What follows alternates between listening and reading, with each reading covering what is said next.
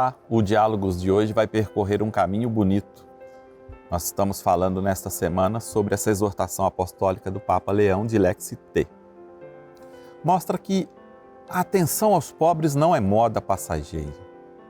É uma história que atravessa séculos, com rostos, instituições, carismas e santos muito concretos.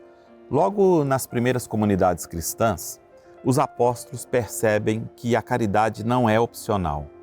Quando surge o conflito por causa das viúvas que estavam sendo esquecidas na distribuição diária que eles faziam, eles não fazem ali um discurso teórico. Eles chamam a comunidade, pedem que se escolha homens cheios de espírito e sabedoria e lhes confiam o serviço das mesas. É o nascimento do diaconato. Sinal que a igreja só é fiel ao Evangelho se estrutura também o cuidado concreto com os fracos. E entre esses diáconos está Estevão. É o primeiro mártir da nossa igreja. Nele se unem duas coisas inseparáveis: o serviço aos pobres e o testemunho radical da fé. Séculos depois, outro diácono, que se chamava Lourenço, na cidade de Roma, vai dizer aos poderosos que os verdadeiros tesouros da igreja são os pobres. Ele não faz uma metáfora, ele mostra rostos concretos. Os padres da igreja vão aprofundar tudo isso. Inácio de Antioquia, por exemplo, ele lembra que quem não se preocupa com as viúvas, órfãos, oprimidos, presos, famintos, sedentos, se afasta do pensamento de Deus. Justino descreve comunidades que colocam no centro da liturgia a partilha com quem se passa ou que tem alguma necessidade. Santo Agostinho e também Santo Ambrósio falam da esmola não como favor, mas como justiça.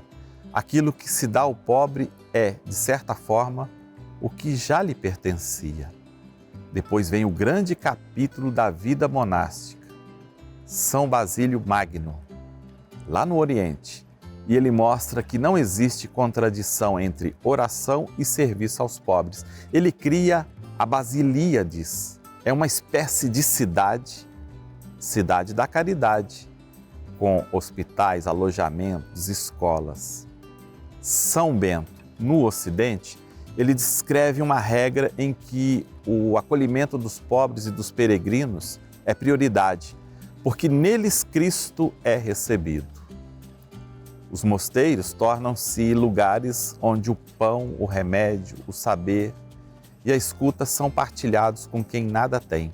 Daí nascem hospitais cristãos, obras de cuidado aos doentes, como aquela de São Camilo de Leles, de São João de Deus, e tantas congregações femininas e masculinas dedicadas à saúde.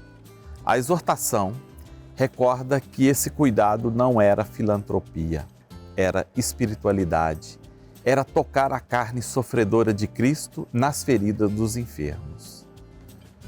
Outro capítulo forte é o da libertação dos cativos. Trinitários e mercedários, por exemplo, surgem com um carisma específico de resgatar escravos, às vezes oferecendo própria vida em troca.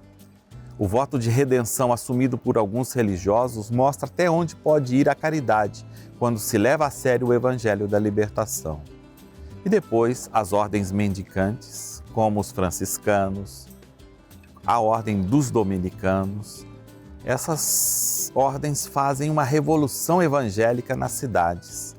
Eles não apenas ajudam os pobres, mas escolhem viver como pobres, abandonam seguranças, recusam propriedades, confiam na providência. Numa sociedade que idolatrava riqueza e status, eles são um sinal profético de simplicidade e fraternidade.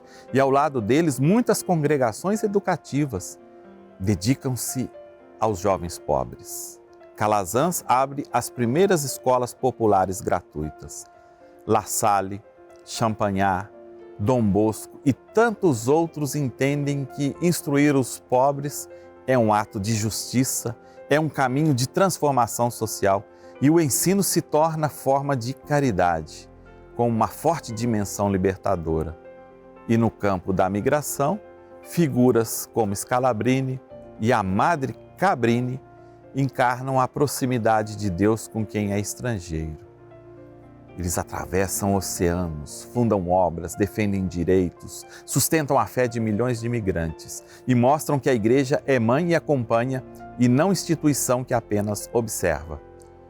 E chegando mais perto, a nossa exortação recorda testemunhas luminosas como Teresa de Calcutá, Dulce dos Pobres e tantos outros. São gente que se fez próxima dos últimos, que tocou os descartados, que lavou feridas que ninguém queria nem ver. Gente que não discutia se os pobres eram dignos ou não. Simplesmente era gente que amava, porque via ali o rosto de Cristo. Tchau.